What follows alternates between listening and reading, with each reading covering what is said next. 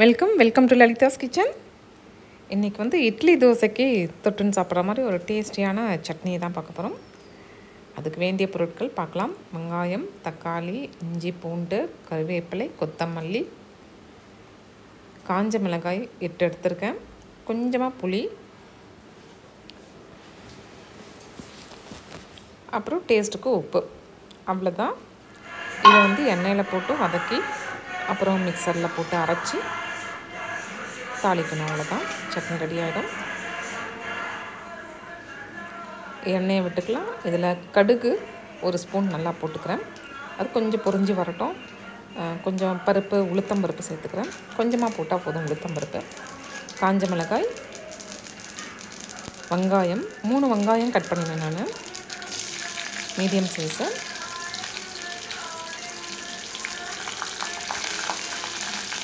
இது கூடவே இஞ்சி, பூண்டு சேர்த்துக்கலாம். கருவேப்பிலை, புளி கொஞ்சம் சேர்த்துக்கிறேன். இது எண்ணெயில் நல்லா வதங்கட்டும்.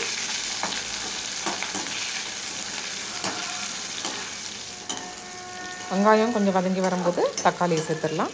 2 தக்காளி.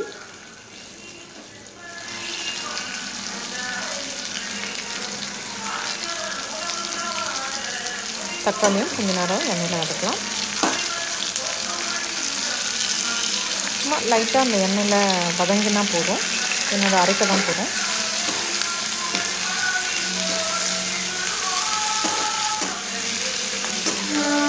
இது ஆறினதுக்கப்புறமா மிக்சரில் போட்டு அரைக்கணும்.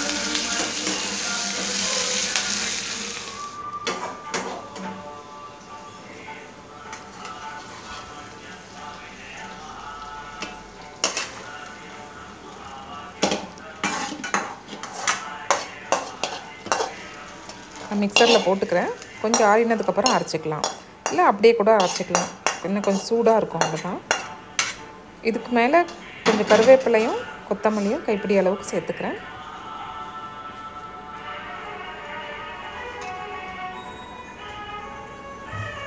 உப்பு டேஸ்ட்டுக்கு.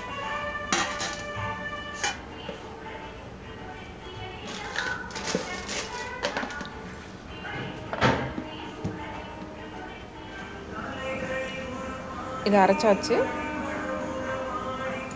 இப்போ இது வந்து ஒரு தாளிப்பு கொடுத்துக்கலாம். ஒரு கப்பில் சேர்த்துக்கிட்டு, இந்த சட்னியில் கொஞ்சம் காரம் நீங்கள் ஜாஸ்தி சேர்த்துக்கலாம். இப்போ தோசை மேலே அந்த கார சட்னியை தடவிட்டு தோசை சுடலாம், இல்லை தொட்டுட்டும் சாப்பிட்லாம். காரத்துக்கு ஏற்ற காரம் உங்களுக்கு எவ்வளோ வேணுமோ அதுக்கேற்ற மாதிரி சேர்த்துக்கோங்க.